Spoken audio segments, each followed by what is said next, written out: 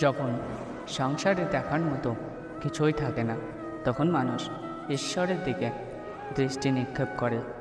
যদি কোনো ঘটনায় মানুষ হয় প্রাপ্ত হয়, তবে তার পরাজয় হয়। আর যে মানুষ সব হারিয়ে শান্ত হয় আর একাগ্র হয়ে থাকে, সে জয়ী হয়। বাস্তবে না পরিচয় মানুষের দেহের সাথে যুক্ত থাকে, না তো সম্পর্কের ভিত্তি তার দেহের সাথে যুক্ত থাকে। মানুষের স্বভাব, তার আচরণ, তার তার কার্য, তার পরিচয়।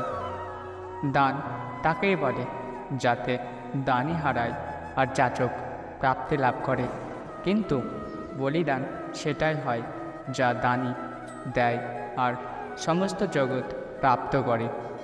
সমুদ্র হোক বা সংসার, যে ধর্মের নৌকা প্রস্তুত করে সে ঠিক পার হয়ে যায়।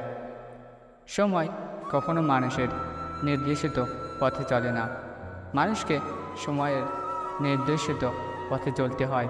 প্রত্যেক স্ত্রী লোক মাতা দুর্গার আরেক রূপ হয়। যে স্ত্রী লোকের সম্মান করে না, তার সামর্থ্যই বৃথা।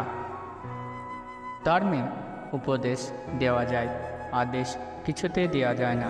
সকলকে নিজের ধর্ম স্বয়ং নিশ্চিত করতে হয়। যে বস্তু সহজেই লাভ করা যায়, সে বস্তুর প্রতি মানুষের মূল্যবোধ থাকে না। চরিত্রের পরীক্ষা তখনই হয় যখন অপরিচিত কারো সংস্পর্শে আসা যায়। জয়ের জন্য বলের চেয়ে অধিক ছলের প্রয়োজন।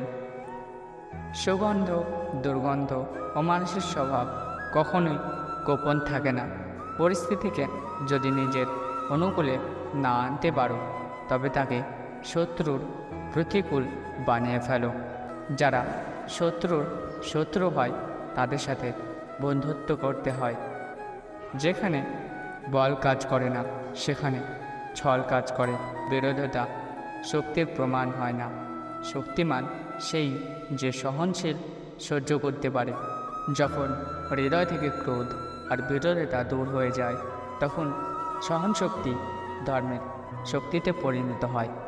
ক্রোধ থেকে প্রতিশোধের জন্ম হয়, আর ধর্ম থেকে ন্যায় জন্মায়। তোমার জীবনেও যদি এমন সময় আসে যখন তোমার ওপর কোনো অন্যায় হয়, তবে ন্যায় করার পূর্বে নিজের ক্রোধের ওপর অঙ্কুশ অবশ্যই রেখো।